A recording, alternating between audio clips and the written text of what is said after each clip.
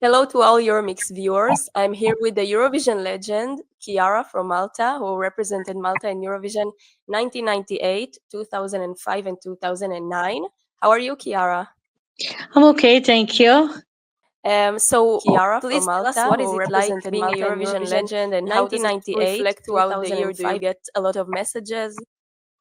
I do. It's like being in a big I'm okay, family. thank you. You know, the first time I went, it wasn't like that. It was like everything was new. I was really young anyway, but um, now it's like being in a big family because, you know, all the fans, they go every year.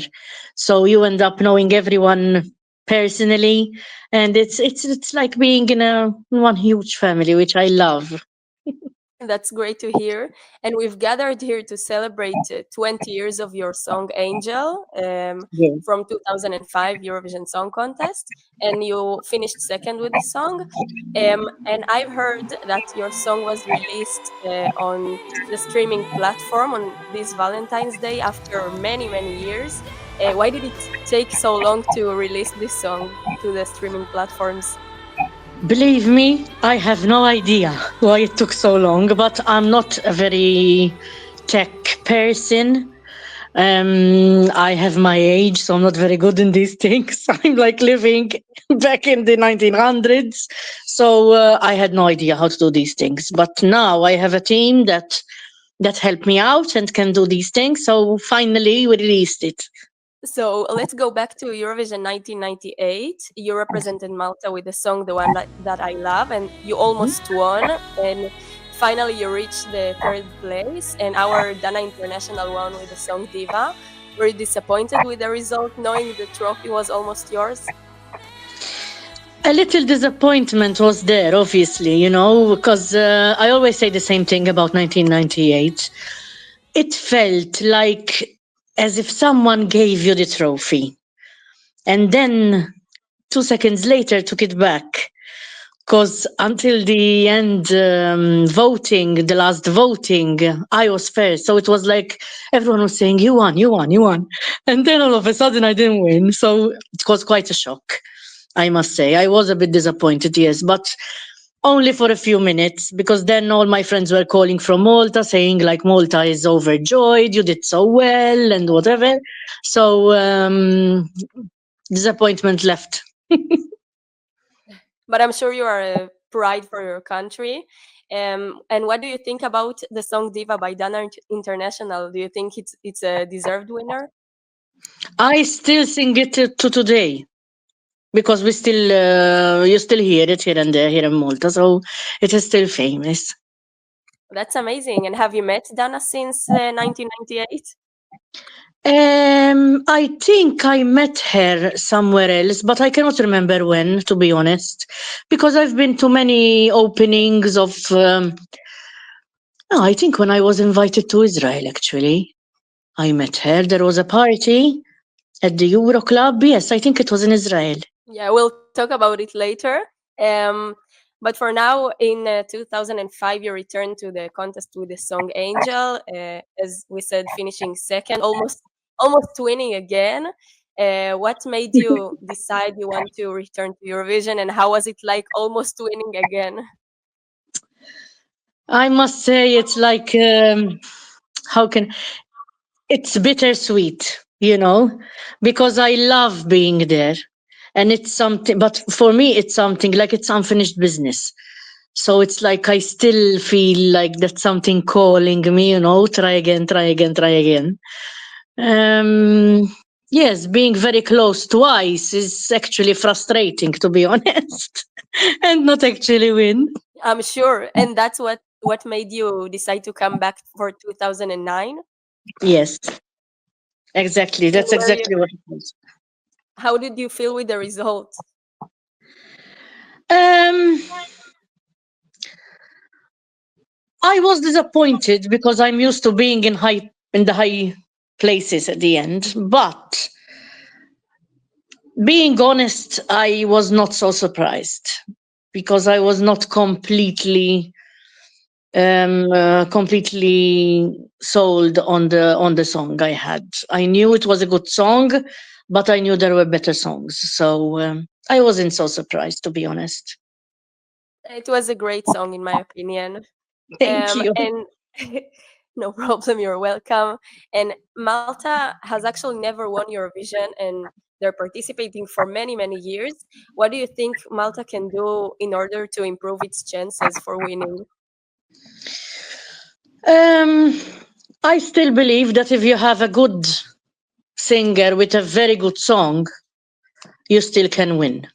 I mean, even looking back at the last years, it's not just the show. When there's a good song like Conchita, for example, or the Netherlands, with if it's a good song with a good singer, I still believe you can win. And Eurovision has made some dramatic change throughout the years. For example, the stage is much bigger and the camera angles developed. And also now they allow recorded backing vocals. What do you think of these changes in Eurovision nowadays? I think it's good because you always have to keep up with the times. You know what I mean? So it is good that it's changed. It's changed for the good. So yeah, I like it. The backing vocals I don't really like recorded. I mean, it's a song contest, so I think it would be better if they were live, But for Yeah, the I rest, agree. It misses the whole point. yes, the whole point is singing, not dancing or whatever. So yeah, I still remember the first time I went in '98. It was the best experience because there was the live orchestra. It was beautiful taking part. Now it's all recorded sounds and strange sounds coming from everywhere. But anyway, you still can do good music like that. Yeah, absolutely. Like in 98, it was the last edition with live orchestra, and And 99, with the and it was all like playback. with the original languages of the places as well, it was in '98. But I think a lot of places this year are going actually with their language. I heard anyway. I Yeah, didn't have time to hear all the songs, but apparently most of them are, which I like. I mean, absolutely. that's the nice thing of Eurovision. Before that was the nice thing, all the different languages and all the different cultures coming together in one night.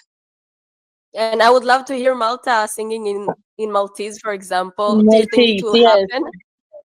I think it will happen because this year, at the national finals, there were a lot of Maltese songs actually, which I like the idea of because some people would say, like, but who will understand?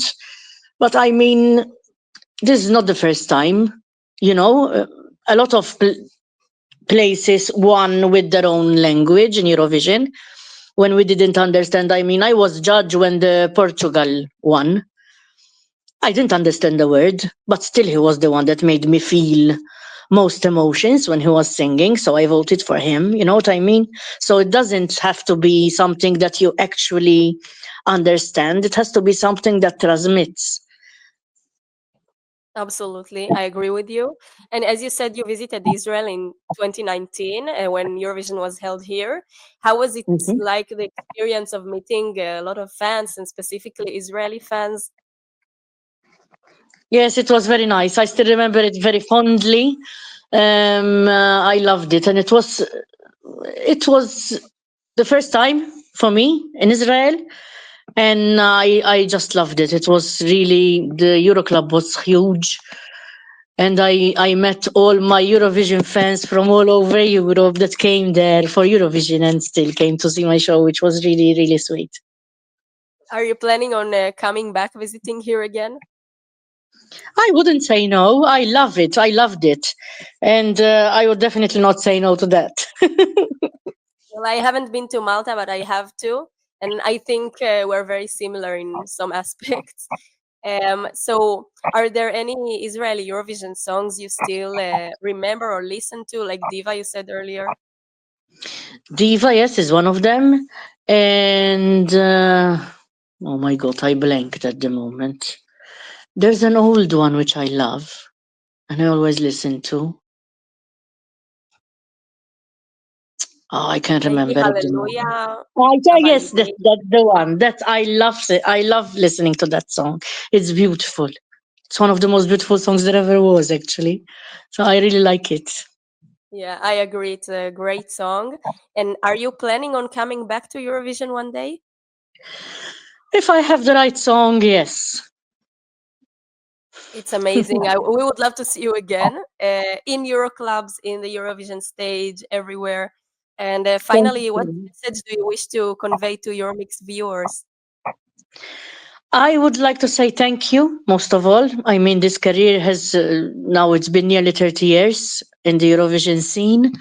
And the fact that I'm still remembered and everyone thinks of me fondly is something I treasure, because for 30 years I've had this feeling of belonging to Eurovision, and that's a thank you for all the support through all these years, for always being there and for always welcoming me back every time that I dream of coming back to Eurovision.